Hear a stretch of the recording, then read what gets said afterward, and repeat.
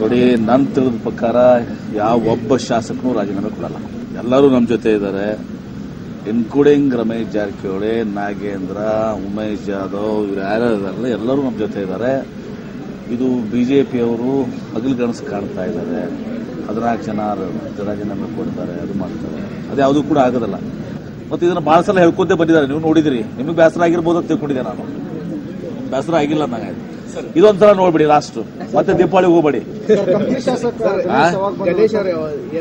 ಗಣೇಶ್ ಅವ್ರನ್ನ ಹುಡುಕಾಡ್ಲಿಕ್ಕೆ ಪ್ರಯತ್ನ ನಡೆದಿದೆ. ಯಾಕಂದ್ರೆ ಅವ್ರೇನು ಮಾಡಿದ್ದಾರೆ, ಮೊಬೈಲನ್ನ ಸಿಮ್ ತೆಗೆದು ಸ್ವಿಚ್ ಆಫ್ ಮಾಡ್ಕೊಂಡು ಕೂತಿದ್ದಾರೆ ಎಲ್ಲೋ. ಹೀಗಾಗಿ ಸಿಗ್ತಾ ಇಲ್ಲ. ಬಟ್ ಅವ್ರ ಮೇಲೆ 307 ಕೇಸ್ ಇರೋದ್ರಿಂದ ಬೇಲ್ ಅಂತೂ ಸಿಕ್ಕಲ್ಲ. ಅರೆಸ್ಟ್ ಮಾಡೇ ಮಾಡ್ತೀವಿ.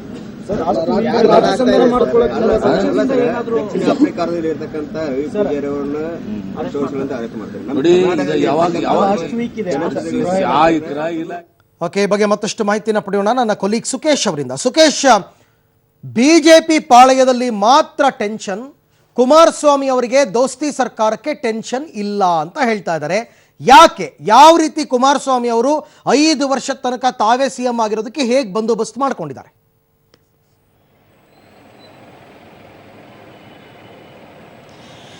ಅರವಿಂದ್, 5 ವರ್ಷಗಳ ಕಾಲ ಅವರೇ ಸಿಎಂ ಆಗಿರ್ತಾರೆ ಅನ್ನೋದನ್ನ ಸ್ಪಷ್ಟವಾಗಿ ಹೇಳಲಿಕ್ಕೆ ಸಾಧ್ಯ ಇಲ್ಲ. ಯಾಕಂದ್ರೆ ಲೋಕಸಭೆ ಚುನಾವಣೆಯ ನಂತರ ಏನ್ ಬೇಕಾದ್ರೂ ಆಗಬಹುದೇನೋ ಆ ರೀತಿಯ ಒಂದು ಮಾತು ಕೂಡ ರಾಜಕೀಯ ವಲಯದಲ್ಲಿದೆ. ಆದರೆ ಪ್ರಸ್ತುತ ಆಪರೇಷನ್ ಕಮಲದ ಮೂಲಕವಾಗಿ ದೋಸ್ತಿ ಸರ್ಕಾರವನ್ನ ಕೆಡವಲೇಬೇಕು ಅನ್ನುವಂಥ ಹಠಕ್ಕೆ ಬಿದ್ದಿರುವಂಥ ಬಿಜೆಪಿಗೆ ಒಂದು ಟಕ್ಕರ್ ಕೊಡಬೇಕು ಅನ್ನುವಂಥ ತೀರ್ಮಾನಕ್ಕೆ ಬಂದಂತೆ ಕಾಣಿಸ್ತಾ ಇದೆ ದೋಸ್ತಿಗಳು. ಅದರಲ್ಲಿ ವಿಶೇಷವಾಗಿ 2 ರೀತಿಯ ಸ್ಟ್ರಾಟಜಿಗಳನ್ನ ಮಾಡ್ಕೊಂಡಿರುವಂಥದ್ದು. ಒಂದು, ಕಾಂಗ್ರೆಸ್ನ ಅಥವಾ JDSನ ಯಾವುದೇ ಶಾಸಕರು ವಿಪ್ ಉಲ್ಲಂಘನೆ ಮಾಡಿದ್ರೆ ಅಥವಾ ಅವರು ಪಕ್ಷ ವಿರೋಧಿ ಚಟುವಟಿಕೆ ನಡೆಸಿದ ಅಥವಾ ಬಜೆಟ್ ಪಾಸ್ ಆಗುವಂಥ ಸಂದರ್ಭದಲ್ಲಿ ಅಲ್ಲಿ ಗೈರಾಗುವ ಮೂಲಕ ಏನಾದರೂ ಬೇರೆ ಬೇರೆ ಚಟುವಟಿಕೆಗಳನ್ನು ನಡೆಸಿದ್ದೇ ಹೋದಾದ್ರೆ ಅವರ ಶಾಸಕ ಸ್ಥಾನದಿಂದಲೇ ಅನರ್ಹಗೊಳಿಸೋಕೆ ಸಂಬಂಧಪಟ್ಟಂತೆ ತಕ್ಷಣಕ್ಕೆ ಏನು ಕ್ರಮ ಬೇಕೋ ಆ ವೆಪನ್ ಅನ್ನ ಕಾಂಗ್ರೆಸ್ ಮತ್ತು JDS 2 ನಾಯಕರುಗಳು ಈಗಾಗಲೇ ಸಿದ್ಧಪಡಿಸಿಟ್ಕೊಂಡಿದ್ದಾರೆ. ಮತ್ತೊಂದು ಕಡೆ ಆಪರೇಷನ್ಗೆ ಕೌಂಟರ್ ಆಪರೇಷನ್ ಮಾಡಲೇಬೇಕು ಅನ್ನುವಂಥ ಹಠಕ್ಕೆ ಬಿದ್ದಂತೆ ಕಾಣಿಸ್ತಾ ಇದೆ. ಕನಿಷ್ಠ 5 ಜನ ಬಿಜೆಪಿಯ ಶಾಸಕರುಗಳನ್ನ, ಬೇರೆ ಬೇರೆ ಜಿಲ್ಲೆಯ ಬೇರೆ ಬೇರೆ ಭಾಗದ 5 ಜನ ಬಿಜೆಪಿ ಶಾಸಕರುಗಳನ್ನ ಸೆಳೆಯಲಿಕ್ಕೆ ಬೇಕಾದಂತ ಒಂದು ಹಂತದ ವೇದಿಕೆಯನ್ನು ಸಿದ್ಧಪಡಿಸಿಕೊಂಡಿದ್ದಾರೆ ಅಂತ. ಈಗ ಆನಂತರ ಬಿಜೆಪಿ ಆದಂತ ಬೆಳವಣಿಗೆಗಳು ನೋಡಬಹುದು. ಇಷ್ಟು ದಿನ ಏನು ಬೇರೆ ಪಕ್ಷದ ಶಾಸಕರು ಬರಬಹುದು ಅನ್ನೋ ನಿರೀಕ್ಷೆಯಲ್ಲಿದ್ರು.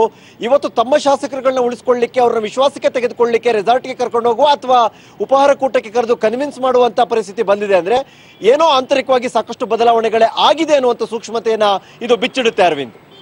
ಆದರೆ ಸುಕೇಶ್, ಒಂದು ವೇಳೆ ಶಾಸಕರ ಅನರ್ಹತೆ ಬಗ್ಗೆ ಏನಾದರೂ ಸರ್ಕಾರ ಚಿಂತನೆ ಮಾಡಿದ್ರೆ ಅದು ಸರ್ಕಾರಕ್ಕೆ ಕಂಟಕ ಆಗೋದಿಲ್ವಾ? ನಂಬರ್ ಅವರಿಗೆ ಕಡಿಮೆ ಆಗೋದಿಲ್ವಾ?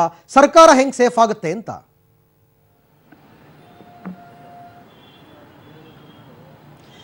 ಈಗ ಶಾಸಕರ ಅನರ್ಹತೆ ಮಾಡಿದ ಕೂಡಲೇ ನಂಬರ್ ಡೌನ್ ಆಗ್ಬೋದು, ಆದ್ರೆ ಒಟ್ಟಾರೆ ಶಾಸಕರ ಸಂಖ್ಯೆ ಕಡಿಮೆ ಆಗೋದ್ರಿಂದ ಬಹುಮತಕ್ಕೆ ಬೇಕಾಗ್ತಕ್ಕಂಥ ಸಂಖ್ಯೆಯೂ ಕೂಡ ಅಷ್ಟೇ ಕಡಿಮೆ ಆಗುತ್ತೆ. ಹಾಗಾಗಿ ಸರ್ಕಾರ ಸೇಫ್ ಝೋನಲ್ಲಿ ಇರುತ್ತೆ. ಹಾಗೇನಾದ್ರೂ 15-20 ಜನ ಶಾಸಕರನ್ನ ಅನರ್ಹಗೊಳಿಸಿದ್ರೆ ಮಾತ್ರ ಸರ್ಕಾರಕ್ಕೆ ಡೇಂಜರ್. ಅಥವಾ 120 ಶಾಸಕರ ಬೆಂಬಲ ಇದ್ದಂತ ಸರ್ಕಾರ 104 ಅಥವಾ 105 ಲೆವೆಲ್ಗೆ ಬಂದ್ರೆ ಆಗ ಸರ್ಕಾರಕ್ಕೆ ಡೇಂಜರ್ ಇದೆ. ಯಾಕಂತಂದ್ರೆ ಬಿಜೆಪಿ ಬಳಿ 104 ಶಾಸಕರ ಸಂಖ್ಯೆ ಇದೆ. 2 ಪಕ್ಷೇತರು ಕೂಡ ಇವತ್ತು ಕಾಂಗ್ರೆಸ್ JDS ದೋಸ್ತಿಯಿಂದ ಹೊರಗೆ ಹೋಗಿದ್ದಾರೆ. ಅವರ ಬಲ 106 ಆಗಿ ಇವರ ಬಲ 104 ಅಥವಾ 105ಕ್ಕೆ ಕುಸಿದರೆ ಮಾತ್ರ ಸರ್ಕಾರಕ್ಕೆ ಅಪಾಯ ಇದೆ ಹೊರತು, ಅದನ್ನು ಹೊರತುಪಡಿಸಿ ಶಾಸಕರನ್ನೇನಾದ್ರೂ ಅನರ್ಹತೆಗೊಳಿಸಿದ್ರೂ ಕೂಡ ಇಡೀ ವಿಧಾನಸೌಧ ಅಂದ್ರೆ ಸಭೆಯಲ್ಲಿ ಸಂಖ್ಯಾಬಲದಲ್ಲಿ ಕಡಿಮೆ ಆದಾಗ ಸಹಜವಾಗಿ ಬಹುಮತಕ್ಕೆ ಬೇಕಾಗ್ತಕ್ಕಂಥ ಸಂಖ್ಯಾಬಲವೂ ಕೂಡ, ಮ್ಯಾಜಿಕ್ ನಂಬರ್ ಕೂಡ ಕಡಿಮೆ ಆಗೋದ್ರಿಂದ ಸರ್ಕಾರ ಸೇಫ್ ಆಗಿರುತ್ತೆ. ಅರವಿಂದ್, ಓಕೆ, ಥ್ಯಾಂಕ್ ಯು ತಮ್ಮೆಲ್ಲ ಮಾಹಿತಿಗಾಗಿ ಸುಕೇಶ್, ಥ್ಯಾಂಕ್ ಯು. ಇನ್ನು ಈ ಎಲ್ಲ ಪ್ರಕರಣದ ಬಗ್ಗೆ, ಈ ಎಲ್ಲ ಘಟನಾವಳಿಗಳ ಬಗ್ಗೆ KPCC ಅಧ್ಯಕ್ಷ ದಿನೇಶ್ ಗುಂಡೂರಾವ್ ಅವರು ಮಾತನಾಡಿದ್ದಾರೆ. ಕೇಳೋಣ ಬನ್ನಿ. ನೋಡಿ, ಅವರ ಪ್ರಯತ್ನಗಳು ನಮ್ಮ ಶಾಸಕರ ಮೇಲೆ ಬಹಳಷ್ಟು ಪ್ರಯತ್ನ ಮಾಡಿದ್ದಾರೆ.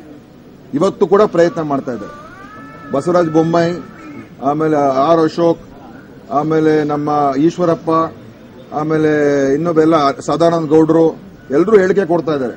IOA ಪಾಸ್ ಆಗೋದಿಲ್ಲ, IOA ಪಾಸ್ ಮಾಡಕ್ ಆಗೋದಿಲ್ಲ, ಸರ್ಕಾರ ಬಿದೋಗುತ್ತೆ. ಮತ್ತೆ ಮೊನ್ನೆ ಉಮೇಶ್ ಕತ್ತಿ ಅವರು 24 ಗಂಟೆ ಅಂತ ಹೇಳಿದ್ರಲ್ಲ, ಎಲ್ಲೋಯ್ತಪ್ಪ 24 ಗಂಟೆ?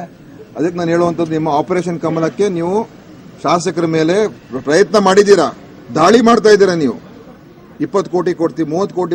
ನಮ್ಮೊಬ್ಬರು ಶಾಸಕರು ಮೊನ್ನೆ ಹೇಳ್ತಾ ಇದ್ರು, ಸರ್ ಡೆಲಿವರಿ ಇದೆ, ರೆಡಿ ಇದೆ, ಬಂದು ತಗೊಂಡು ಹೋಗ್ಬೇಡಿ ಅಂತ ಅವ್ರಿಗೆ ಫೋನ್ ಮಾಡಿದ್ದಾರೆ. ಇಲ್ಲಿಗೆ ಬಂದ್ರೆ